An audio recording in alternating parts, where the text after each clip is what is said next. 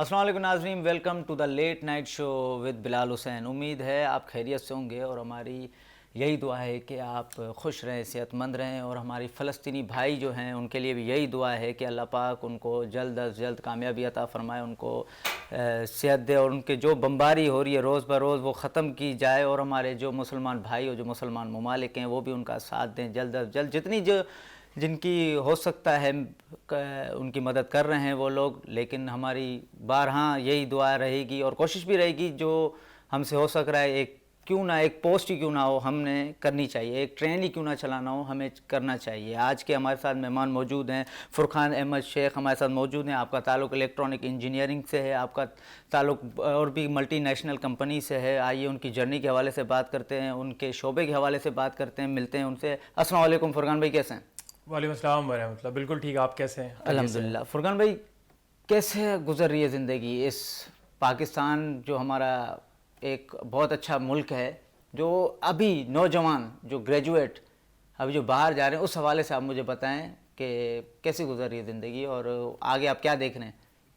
First of all thank you very much for inviting me in your thank you. Show. जज़ाकुमुल्लाह खैर। आपने बहुत ही क्विकली एक बड़ा ब्रॉड जी। स्पेक्ट्रम क्वेश्चन थ्रो कर दिया है, तो I would like to tell you something जी। With the best of my knowledge कि मैं किसी तरीके से इसको इस तरह कन्वे कर सकूं कि मेरा पर्सनल एक्सपीरियंस भी आ जाए और ऑब्वियस सी बात है लोगों की जो पर्सनल फीलिंग है उसका भी किसी तरीके से प्रेजेंटेशन हो जाए। जी। Yes, it's a very tough time, tough environment for all the graduates. आपने स्पेसिफिकली ग्रेजुएट्स का नाम लिया तो मैं ही उसको रिकॉल कर रहा हूँ। Apart from this, those people who are not very well awared, very well educated. Now we are talking about those people who are graduate. तो yes, problematic time है। पाकिस्तान एक बहुत problematic फेज से गुजर रहा है जहाँ पे वो मल्टीपल challenges फेस कर रहा है और स्पेसिफिकली इकोनॉमी स्लम्प है, करेंसी डिवैल्यूएशन का एक एलिमेंट है, करेंसी इम्बैलेंसिंग का एक एलिमेंट है, जिसकी वजह से globally and locally investors are not very interested to invest anything here in Pakistan, which is directly proportional to the opportunities of the jobs and all the openings for the people के यार चीज़ें बेहतर हो सकें। बड़ी बड़ी multinational companies हैं, roll back कर रही हैं, अपनी लीगल एंटिटी डिसॉल्व कर रही हैं पाकिस्तान से, and it is all because that economical condition as well as multiple factors like और भी दूसरे फैक्टर्स हैं, मैं अभी उनको हाईलाइट करूँ। जो अभी जो जवान जो ग्रेजुएट जा रहे हैं हमारे मुल्क से, जो मुल्क के असासे हैं एक नज़र देखा जाए तो वो उनको जाना चाहिए, मुल्क में डॉलर भेजना चाहिए, आपकी नज़र में क्या है? देखिए, मैं समझता हूँ कि रेमिटेंसेस का आपने पॉइंट, रेमिटेंसेस के पॉइंट को आपने क्लिक किया है, तो आई डोंट थिंक सो कि यार रेमिटेंसेस का पॉइंट जो है ना, रेमिटेंसेस आना पाकिस्तान में इज़ लाइक कि आपके मुल्क में डॉलर आएंगे। देखिए, इसको ब्रॉडर स्पेक्ट्रम में आप देखें ना कि जब तक हम ट्रेड नहीं करेंगे ना, अच्छी मजबूत ट्रेड नहीं करेंगे और हमारी इकोनॉमी जो है वो इंपोर्ट बेस से बजाय एक्सपोर्ट बेस नहीं होगी ना, तब तक हम ना डॉलर की करेंसी इम्बैलेंसिंग फैक्टर हम फेस करते रहेंगे। मेरी लीस्ट नॉलेज है, आई am not the expert in this subject, लेकिन जितना मैं समझता हूँ ना उतना मैं समझता हूँ कि अपार्ट फ्रॉम दिस कि यहाँ से लोग जाए, सबसे पहले तो देखें ना, सबसे पहले आप ये चीज़ समझें कि ब्रेन ड्रेन का एक एलिमेंट है। हम इसको फोकस नहीं कर पा रहे हैं, लेकिन ये ब्रेन ड्रेन का एक बहुत बड़ा एलिमेंट है जहां पे वो लोग हमारे मुआशरे के जो हमारे इस मुआशरे को एक नेक्स्ट स्टेप पे ले जा सकते हैं, अपनी एजुकेशन, अपनी क्वालिफिकेशन, अपनी एक्सपर्टीज, अपनी वर्सटाइल माइंडसेट से, वो आप ड्रेन कर रहे हैं। हर बंदा इस वक्त इस दौड़ में लगा हुआ है कि किसी तरीके से पाकिस्तान से निकल जाए। तो आप ये समझे ना कि अब अगर पाकिस्तान से वो लोग जिन्होंने इकोनॉमी को रन करना है, जिन्होंने इकोनॉमी को नेक्स्ट लेवल पे लेके जाना है, अगर वो यहाँ से ड्रेन कर जाएंगे तो सारी सी बात है पाकिस्तान इस वक्त डाउनफॉल में, मतलब उनको नहीं जाना चाहिए। देखिए, मैं इस चीज को सपोर्ट नहीं करता कि उनको नहीं जाना चाहिए, उनको जाना चाहिए। पॉइंट ये है कि पाकिस्तान गवर्नमेंट को इस चीज, अगेन सॉरी मैं स्पेसिफिक हो गया, गवर्नमेंट का मैंने नाम लिया, मतलब पाकिस्तान में ऐसे हालात होने चाहिए, ऐसे माहौल होने चाहिए कि भाई लोग यहाँ पे यहीं अर्न करें, यहीं इन्वेस्ट करें, यहीं प्रोग्रेस करें। पाकिस्तान से बाहर उनको नौकरियां मिलें रादर देन ये कि वो इमिग्रेशन देखें। आप ये बड़ा फर्क है इस चीज में। और आप इसको दूसरा अभी जो एआई आर्टिफिशियल इंटेलिजेंस आ गया है और फ्रीलांसिंग बढ़ गई है। यस एग्जैक्टली, तो इस तो मतलब वैसे भी एक अपॉर्चुनिटी है ना कि बहुत most of the time they are like, आप 3 मॉडल है ना आपके पास, एक आपके पास वर्क फ्रॉम ऑफिस, एक आपके पास हाइब्रिड मॉडल है, एक वर्क फ्रॉम होम। तो this is a very perfect example कि यार ये हेल्प करता है कि आप वर्क फ्रॉम होम करें। तो ये तो आपके लिए बड़ी अच्छी अपॉर्चुनिटी है कि आप घर बैठ के यहाँ पाकिस्तान से बैठ के आप दूसरी कंपनीज के लिए काम कर सकते हैं। और फ्रीलांसिंग भी अभी काफी बढ़ गई है। Yes, but the point is कि लोग देखें, 2 चीजें हैं, एक बंदा जाएगा नौकरी पे, एक बंदा जाएगा इमिग्रेशन। ठीक है ना, आप जिस चीज को हाईलाइट कर रहे हैं ना, फ्रस्ट्रेट होके जो इस वक्त न्यू यंगस्टर्स कोशिश कर रहे हैं कि जॉब का फोरम देखें, लेकिन उससे ज्यादा जो ड्रेन हो रहा है वो ये हो रहा है कि फैमिली पूरी फैमिली इमिग्रेशन ले रही है, माइग्रेट आउट कर रही है। ब्रेन ड्रेन हो रहा है। जो लोग मजबूत लोग हैं जिन्होंने इकोनॉमी संभालनी है वो आपके हाथों से निकल रहे हैं। तो अल्टीमेटली फिर आपकी सोसाइटी उन लोगों के हाथों में है जो मतलब सोसाइटी को अच्छे से शायद रन ना कर पाए। लेकिन अगेन मैं थोड़ा स्पेसिफिक हो रहा हूँ, लेकिन देखिए पॉइंट ये है कि ये दोनों साइड से है। अर्बन स्टेट की पॉलिसीज ऐसी होनी चाहिए कि जहाँ पे इन्वेस्टमेंट्स आए यार। हाँ, हमारी इकोनॉमी एक्सपोर्ट बेस बने। हम बहुत सारी चीज़ों में बहुत अच्छी एक्सपर्टीज रखते हैं, लेकिन it is all because sorry to say some rigid export policies नहीं हिम्मत कर पाते हैं यहाँ पे लोग के उसको एक्सपोर्ट कर सकें। अब देखिए एक प्रोडक्ट है अल्फा, मैं नाम नहीं लेता, वो एक लोकलाइज प्रोडक्ट है। हाँ, लोकल मार्केट में बहुत मशहूर है। उन्होंने अपना 10% सेगमेंट एक्सपोर्ट कर दिया, which is also I feel के एक सक्सेसफुल स्टोरी नहीं है। पाकिस्तान में बहुत सारी ऐसी चीजें हैं जो फुली 100% एक्सपोर्ट बेस्ड बन सकती हैं अगर उनको सपोर्ट की जाए। अच्छा, आपने अभी एजुकेशन के बारे में भी कुछ बात की थी, तो एजुकेशन इस वक्त कैसे देख रहे हैं आप? क्योंकि जो गवर्नमेंट इसको एजुकेशन है, स्कूल्स, कॉलेजेस, हम उनकी तो बात करेंगे ही नहीं। जो प्राइवेट सेक्टर है जिनके ऊपर सबकी उम्मीदें, क्योंकि बहुत ज़्यादा फीसेस भर रहे हैं लोग अपने बच्चों के लिए, तो वो भी इस जो वर्ल्ड चल रही है, जो जिसके साथ, जिस पढ़ाई के साथ, उसके साथ चल रहे हैं, या हम तो वाकई में थर्ड वर्ल्ड हैं? देखिए असल में पता है क्या बात सारी ये है कि देखिए 2 चीज़ें हैं। The first thing is education, your knowledge, and actual implementation. ये 2 अलग अलग एक्सट्रीम्स हैं। ठीक है ना। देखिए आप बात समझें, अगर लेट सपोज कि हम यहाँ पे फॉर एग्जांपल कोई हार्वर्ड से पढ़ा हुआ कोई टीचर आता है हमारे पास और आके हमारे यहाँ पे लोगों को एजुकेट करता है। मेरी इंडस्ट्री का बंदा है, फॉर एग्जांपल एक इलेक्ट्रॉनिक्स इंजीनियर है, हाँ, एक कोई बहुत MIT कोई बहुत सुपरलेटिव यूनिवर्सिटी से वो खुद पढ़ के आता है PhD, और वो यहाँ आके मुझे इस चीज़ की नॉलेज देता है। Okay, and then I got the knowledge, I done my specialization degree, whatever he is telling me, I am done with this. After that, what is the next step? We do not have good industries here in Pakistan. We do not have innovation. We do not have research and developed here in Pakistan. You know, like अगर मैं वो सारी knowledge लेके एक layman की तरह काम करूंगा या थोड़ी सी एक अच्छी इंडस्ट्री में काम कर लूंगा, which is I feel unjustifiable कि मैं सोसाइटी के लिए कुछ भी डिलीवर नहीं कर सका। अगर मेरा एक ब्यूटीफुल माइंड है जिसमें मैं मल्टीपल चीजें पिक कर सकता हूँ, डिलीवर कर सकता हूँ, और मुझे अपॉर्चुनिटी ना मिले इनोवेशन की, रिसर्च एंड डेवलपमेंट की, तो आप ये समझे ना फिर वो तो बेकार ही है ना। तो मैं अगेन थोड़ा सा कंजर्वेटिव हूँ इस मामले में, लेकिन पाकिस्तान में इस तरह की अपॉर्चुनिटीज बहुत कम है जहाँ पे इंडस्ट्रीज में innovation, research and development next level पे काम हो रहा हो ना, जहाँ पे कंपनीज की intention rather than increase the production हो इनोवेशन पे, you know, rather than they are making money, they are making people, you know, rather than they are doing business or investment, they are doing sharing knowledge, training, develop people.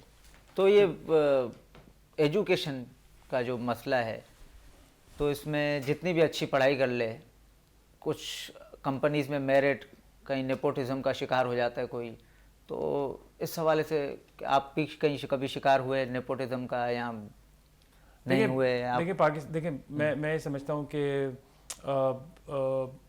Recommendation का एक क्या कहते हैं segment रहता है, और recommendation जो है वो मैं I feel that recommend to someone is something positive. Apart from this I am pushing someone to you know induct this person and you know neglect those people who are really deserving, but those deserve, but yeah exactly those who deserve. तो ये वाला element तो रहता है. लेकिन देखिए mix से किस्म की फीलिंग है, मिक्स से किस्म का मेरा अपना एक्सपीरियंस है. The organisation where I am working right now is the organisation जहाँ पे कोई भी आदमी ऐसा जो नॉन कॉम्पिटेंट हो कुछ महीने भी नहीं गुजार सकता. ठीक है ना. तो ऐसा नहीं है, इंडस्ट्रीज बहुत सारी ऐसी हैं कि जहाँ पे इंडस्ट्रीज़ का इंडस्ट्रीज़ की एक्सपेक्टेशन बहुत हाई है और मार्केट में लोग इस तरह के नहीं हैं. और बहुत सारी जगहों पे ऐसा भी है कि जहाँ पे लोगों की एक्सपर्टीज़ और वो चीज़ें बहुत आई हैं और इंडस्ट्री उनको इस तरह से डिलीवर नहीं करती, एंटरटेन नहीं करती, पे नहीं करती. तो ये मिक्स किस्म का है. लेकिन ये जो जिस पॉइंट पे आप हाईलाइट करना चाह रहे हैं ना, जिसको आप टच करना चाह रहे हैं, वो एलिमेंट तो है हमारे साथ. जब भी तो ये फ्रस्ट्रेशन है. आप मुझे बताएं कि चीज़ें अगर ट्रू और ट्रांसपेरेंट हों और सपोर्टिव हों, तो आप बताइए कि I don't think so. Myself, I am the strong believer that I never leave Pakistan because Pakistan में सब कुछ है. Yes, पाकिस्तान में हर चीज़ है, पोटेंशियल है, हमारा रिलीजन है, हमारा माहौल है, हमारा कल्चर है, हमारे लोग हैं, हमारी बात सुनने वाला है, कोई बात समझने वाला है. और इतनी आज़ादी है हमें, इतनी हर चीज़ की हमें आज़ादी है. इवन दो मतलब मैं अपना एक पर्सनल एक्सपीरियंस शेयर करूं कि I have been in one European countries for 25 days. वाह. ठीक है. और वो यूरोपियन कंट्रीज टिपिकल वहाँ था, वहाँ जहाँ पे उर्दू बोलने वाले बिल्कुल भी नहीं थे, बिल्कुल भी नहीं थे. तो at that moment I realise कि आपको बोलना, एक्सप्रेसिव होना कितना ज़रूरी होता है. लाइक मैं अपने घर वालों से कितना कोई 10 आधा घंटा 1 घंटा बात कर लेता हूँ 24 घंटों में, बाकी के 23 घंटे मेरी नींद निकाल के मतलब ना मैंने अपने अल्फाज सुने, ना अपनी बात सुनी, ना अपने लोग देखे, ना अपना कल्चर देखा, ना अपना खाना देखा, ना अपना मिजाज देखा. At that time I really feel कि यार ये कितना बड़ा फॉर्चुनेट है हमारे लिए कि हम अपने लोगों में. तो आई डोंट थिंक सो यार. 10 लोग हैं ना, 10 लोगों में से मैं समझता हूँ 2 लोगों की शायद ऐसी चॉइस होगी कि वो बस इस तरह के माहौल में जाके रहे. लेकिन I am damn sure that 80% people, like 80% people are दोस्त के उनको भाई अपना कल्चर चाहिए, माहौल चाहिए, अपना खाना चाहिए, अपना उठना बैठना, अपना मिजाज, हमारा एक माहौल है ना, तो वो हमें चाहिए. अच्छा, अभी इतना पोल्यूशन बढ़ गया है पूरी दुनिया में, एनवायरनमेंट जो दुनिया का चल रहा है, एयर पोल्यूशन, वाटर पोल्यूशन, पूरी दुनिया में ना, ख़ास करके हमारी जो कंट्रीज़ हैं, पाकिस्तान, बांग्लादेश है, ये पड़ोसी हमारे इंडिया वगैरह जितनी भी कंट्री हैं उनमें पोल्यूशन कुछ ज़्यादा ही है. तो इस हवाले से कुछ बताया, हमें कैसे एहतियात करना चाहिए? देखिए पॉइंट ये है कि मैं तो जिस इदारे से मुंसलिक हूँ ना, उस इदारे में मेरा तो काम ही यही है, which is environment, health and safety. I am not the expert of that, but in my organisation I am in the leading position. असल में मामला ये है कि मुझे लगता है कि पाकिस्तान ना शायद इस कॉन्टिनेंट में ना, हमारे कॉन्टिनेंट में ना हर दौड़ में ही पीछे रह गया है.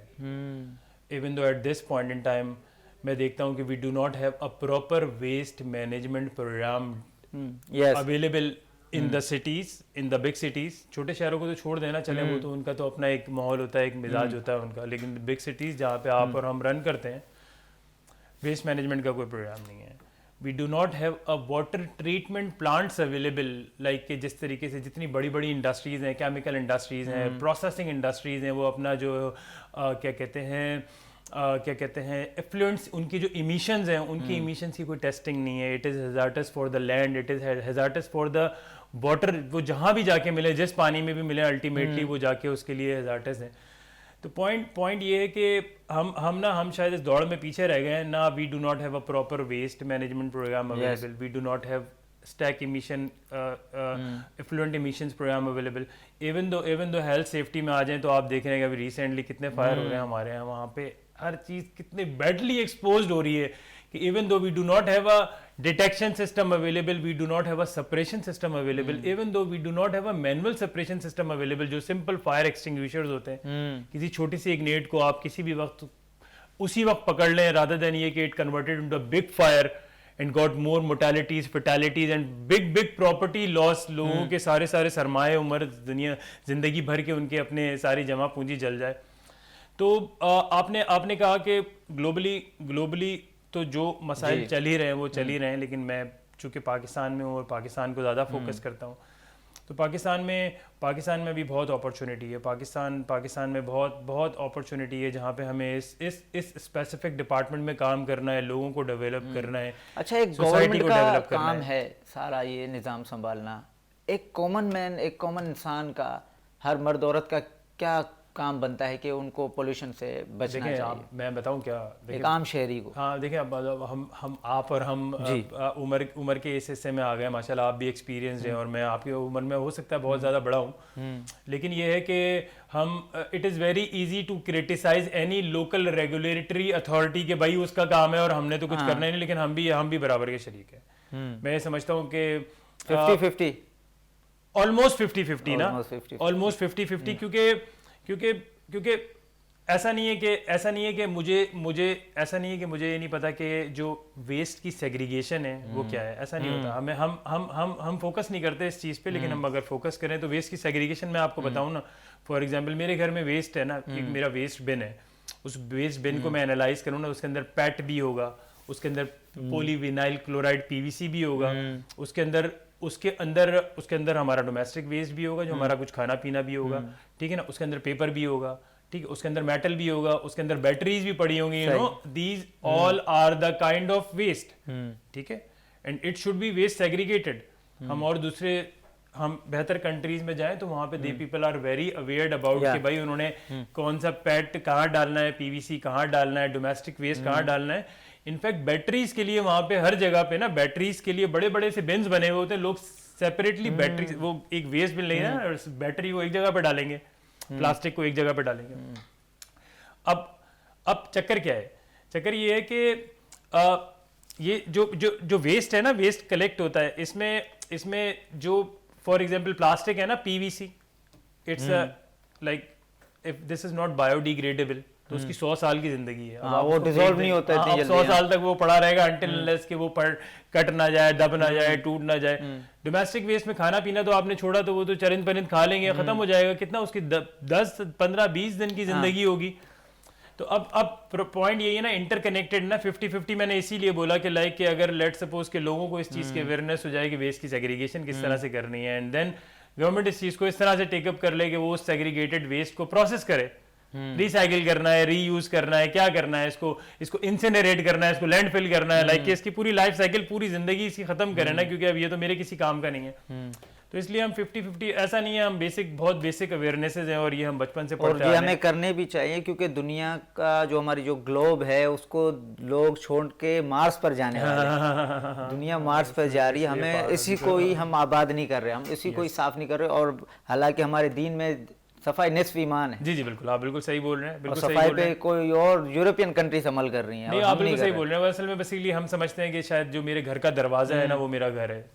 तो हालांकि पूरा हमारा पाकिस्तान हमारा घर है। जब तक हम उस आइस को ब्रेक नहीं करेंगे, जब हम उसको थ्रो नहीं करेंगे ना, उस कॉन्सेप्ट को कि नहीं यार मेरे दरवाजे के आगे भी जो है ना वो भी मेरा घर ही है, पूरा पाकिस्तान हमारा घर है। एग्जैक्टली। अच्छा फुरकान भाई, इंजीनियर्स के हवाले से कुछ बताएं हमें कि इंजीनियर्स कितने प्रोड्यूस हो रहे हैं, और आपके ज़माने में कितने इंजीनियर्स होते थे अंदाजे के हिसाब से, जो कि अभी जितने इंजीनियर्स हैं वो तो हमारा मुल्क छोड़ के जा रहे हैं, और काफ़ी यहाँ भी हैं काम कर रहे हैं जो जॉबलेस हैं, कुछ को जॉब मिल चुकी है, कुछ का बिजनेस है।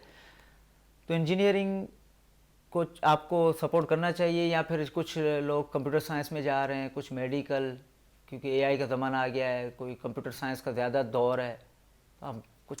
Yeah, I got your point. I've done my engineering in 2007.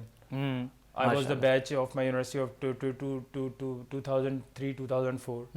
So I did engineering 2007. So मतलब इंजीनियर्स तो बना रहे हैं हमारी इंडस्ट्री में, मतलब हम पाकिस्तान में बहुत बड़ी बड़ी यूनिवर्सिटीज़ हैं। हैदराबाद में मेहरान यूनिवर्सिटी है, कराची में एनडी दाऊद यूनिवर्सिटी है, इसी तरह लाहौर में यूईटी यूनिवर्सिटी। देखिए इंजीनियर्स तो बन रहे हैं, हमारे बहुत सारे सीनियर्स हैं जो इस वक्त बहुत अच्छी अच्छी पोजीशंस पे हैं, और ग्लोबली बड़ी बड़ी मल्टीनेशनल कंपनीज में बड़े बड़े पोजीशंस पे भी हैं, और पाकिस्तान में भी गवर्नमेंट सेक्टर्स में भी हैं। इनफैक्ट मेरे अपने साथ के बहुत सारे फ्रेंड्स जो हैं वो CSS क्लियर भी हैं, बड़ी बड़ी पोजीशंस पे हैं, और क्या कहते हैं अच्छा काम भी कर रहे हैं। लेकिन the point which you are highlighting ना, मैं एग्जैक्टली उस पेन पॉइंट पे आ जाऊँ कि है क्या। मैं समझता हूँ हर इंजीनियर ना, पाकिस्तान में हर engineer apart from 10% those engineers who are like कि जिनको अपना मोटिव बहुत क्लियर था इंजीनियरिंग का ना कि उन्होंने करना क्या है। मैं समझता हूँ 10% होता है, 90% those people are who did the engineering with this legacy कि यार मेरे अंकल ने कहा कि यार इंजीनियरिंग इलेक्ट्रिकल में कर लो और मैकेनिकल में कर लो, this is the mother of you know the engineering, ये तो रहेगा ही रहेगा। नहीं हम थोड़े से मॉडिफाइड हो गए, do one thing, do the mechatronics engineering, now this is the combination of mechanical and electronic, भाई ये आगे काम करेगा, robotics and you know all these thing.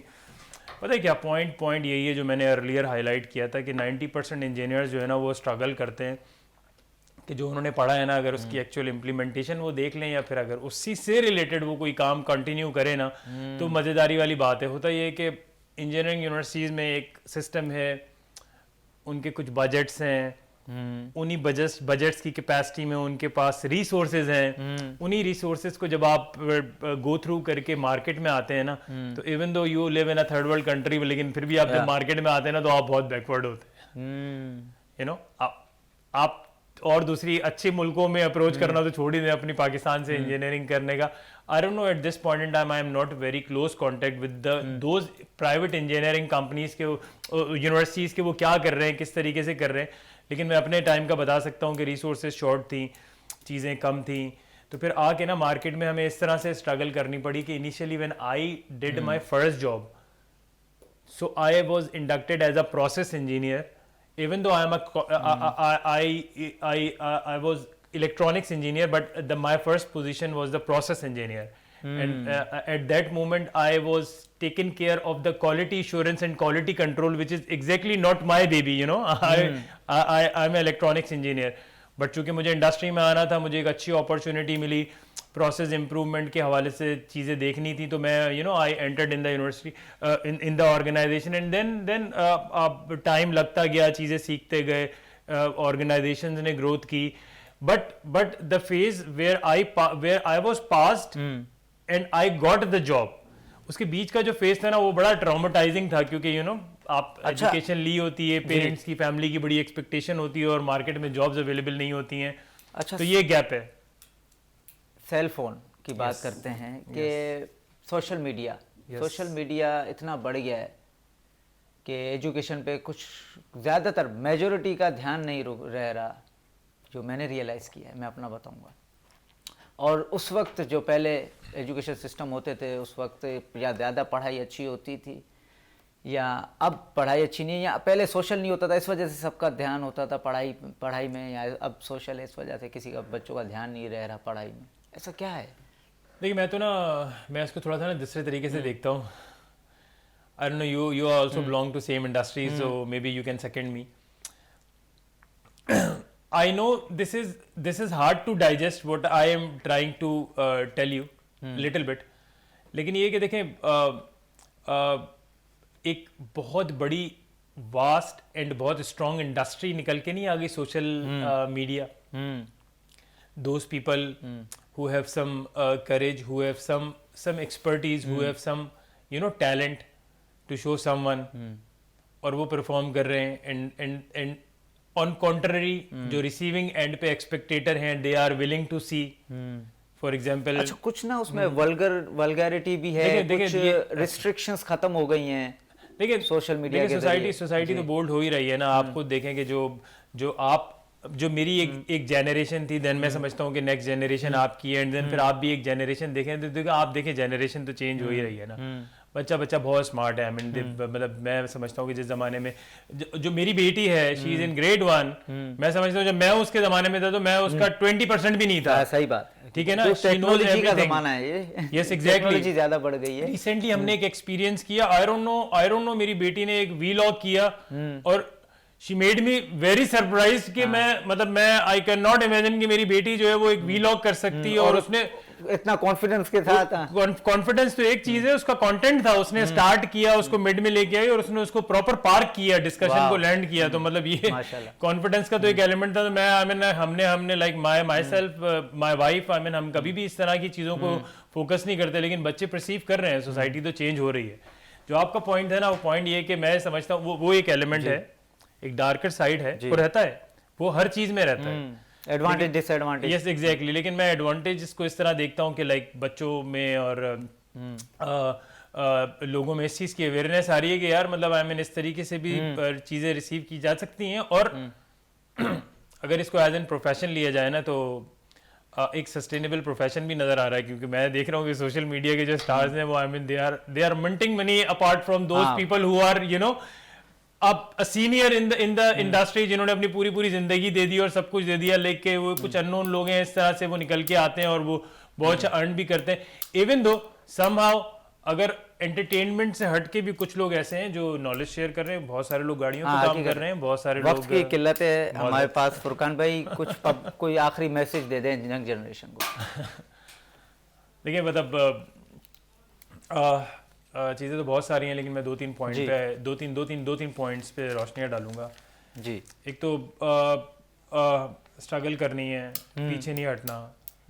I mean जब आप पेरेंट्स के शेल्टर से बाहर निकलेंगे और जब सोसाइटी में आएंगे तो आपको कंफर्ट जोन से बाहर निकलेंगे, सोसाइटी में आएंगे तो आपको दो चीज़ें दिखेंगी। एक तो बहुत ज़्यादा टॉक्सिक किस्म के लोग दिखेंगे जो बहुत ज़्यादा डिसअपॉइंटेड होंगे और बहुत ही ज़्यादा कॉम्प्रोमाइज्ड होंगे।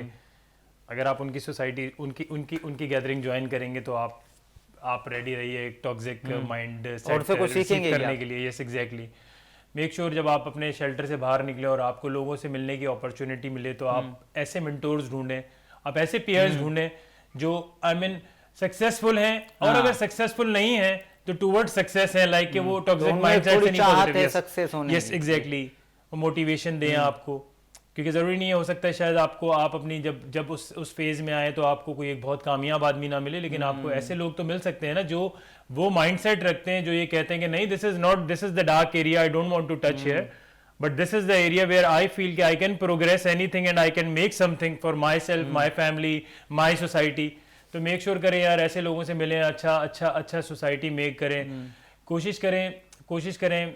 कॉल और फेल एक ही रखें। नॉर्मली हमारे यहाँ इस चीज़ का बहुत तज़ाद है नॉर्मली। चलिए बहुत शुक्रिया। फुरकान अहमद शेख हमारे साथ मौजूद थे, उन्होंने काफ़ी हमें मोटिवेट किया, उन्होंने एनवायरनमेंट हेल्थ के बारे में भी बात की, यंग जनरेशन के भी बारे में बात की, उनके हमने शोबे के इंजीनियरिंग उनका जो पेशा है उनका इंजीनियरिंग के हवाले से हमने बात की। बहुत मज़ा आया हमें। अगले हफ्ते हम मिलेंगे, हमें इजाज़त दीजिए। फुरकान अहमद शेख को भी इजाज़त दीजिए, मिलेंगे अगले हफ्ते। अल्लाह हाफ़िज़।